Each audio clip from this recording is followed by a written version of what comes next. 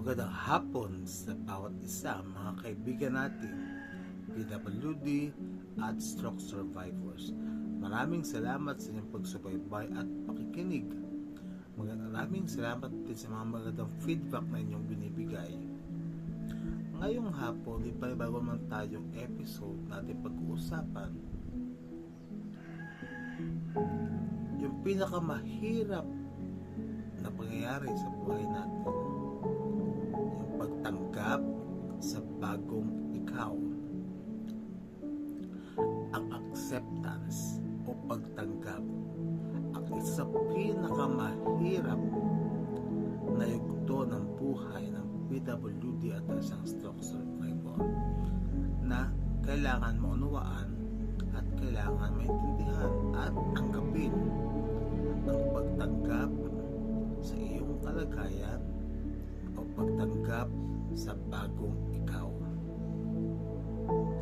Na may mga bagay na hindi natin kaya nang ibalik, hindi na natin kayang baguhin. Yun ang katotohanan nito. After may stroke, after disability, after trauma, may mga bagong bersyon ng sarili na kailangan harapin, at ito ay hindi madali, pero hindi ka nag-iisa.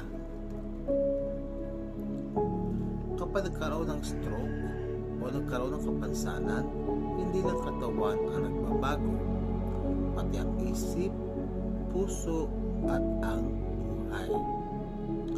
Minsan sasabihin mo, hindi na ako katulad ng dati, wala nang babalik na normal, hindi ko na kaya yung mga dati kong nagagawa. Madalas, ikaw pa yung unang nawawalan ng tiwala sa sarili. At trauma lang yan, kaibigan. Because the hardest part of recovery is not physical. The hardest part of recovery is emotional. Pero andito tayo ngayon para unti-unti ting baguhin ang mindset ng bawat isa. Pwede ka pa rin, kaya mo pa rin, iba lang ang paraan.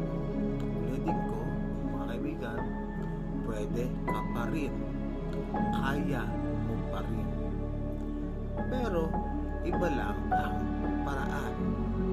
Yung dati mong lakas, dati mong ginagawa, maaaring hindi mo magawa, pero meron ka pa rin magagawa sa sarili mong pamamaraan, sa bagong pamamaraan.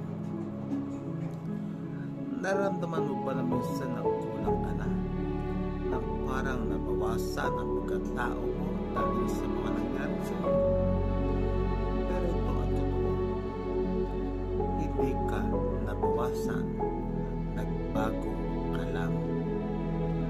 Hindi dahil mahina ang iyong kamay o humina ka na bilang tao, hindi dahil nagbago ang lakad mo na wala na ang purpose mo, hindi dahil kailangan mo matulog, mas mababa ka, o isang kailangan mo ng tulong, ibig sabihin mababa ka na. You are still you. May puso, may pangarap, may laban, at mayroong kwento. At minsan sa gitna ng pagbabago, doon lumalabas ang lakas na hindi mo akalaing mayroon ka. Minsan iniisip ng tao, ay tinanggap na, ibig sabihin sumuko na siya. Maraming ganun mga kaisipan na okay lang sa kanyang kanyang kalagayan, ang kanyang sitwasyon, ayaw niya na improvement, aring bumigay na siya, tinanggap na niya o sumuko na siya, pero hindi yan totoo. Acceptance is not giving up. Acceptance is understanding. Acceptance is not giving up, but acceptance is understanding. Kapag tinanggap mo ang bagong ikaw, ibig sabihin hindi ka na mag-rehab. Hindi ibig sabihin hindi ka na lalaban. Hindi ibig sabihin hindi mo na kayang mag-improve. Ulitin ko, kapag tinanggap mo ang bagong ikaw, hindi ibig sabihin hindi mo na kailangan mag-rehab. Hindi ibig sabihin hindi ka nalalaban.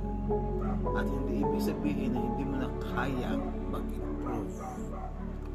Ang acceptance ay ito.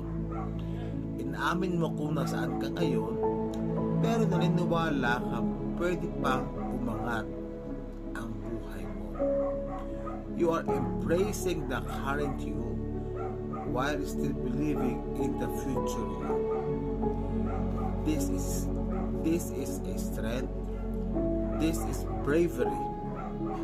Kapatid, mapapansin mo, pag tumanggap ka na, mas nakita mo maliit na tagumpay. Yung simpleng paggalaw ng daliri, yung pagtayo kahit supported, yung pagngiti ulit pagkatapos ng ilang araw, yung pag-amin sa pagod at sa kailangan mong magpahinga. Victory yan. Recovery is not about big leaps. It's about small but steady step. And acceptance helps you to appreciate those steps. Isa sa pinakamasakit na pakiramdam ng isang survivor at ng isang PWD, yung hindi na ako mahalaga, yung pabigat na lang, yung hindi na ako kagaya ng dati. Yung ganung mga damdamin. Pero pakinggan mo ito, kaibigan. Wala sa lakas na katawan ang halaga mo. Nasa tibok ng puso, nasa kabutihan, nasa tapang at nasa pagbangon. You're still worthy of love. You're still worthy of respect. You're still worthy of dreams. Hindi ka basura. Hindi ka mali.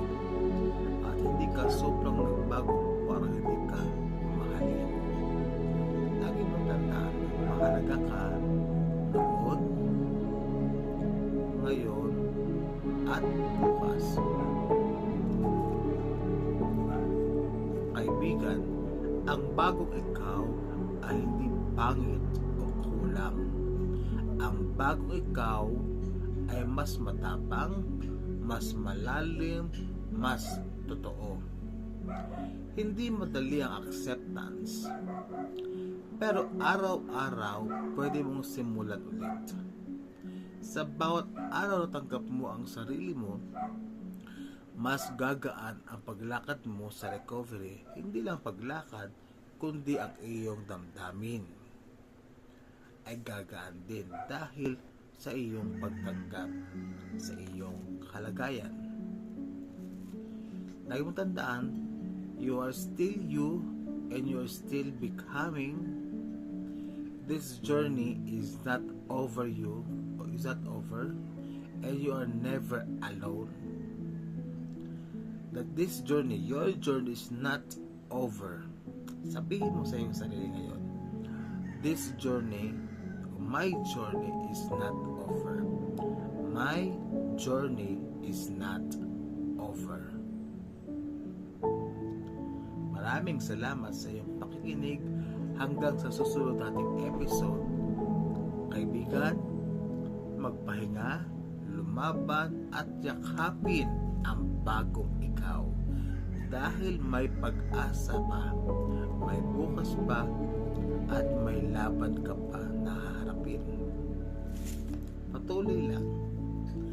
Kaya po, akin po inimbitahan sa hindi pa nakapag-subscribe sa atin o nakapag-follow sa atin. Paki-follow po at paki-share. Maraming salamat po.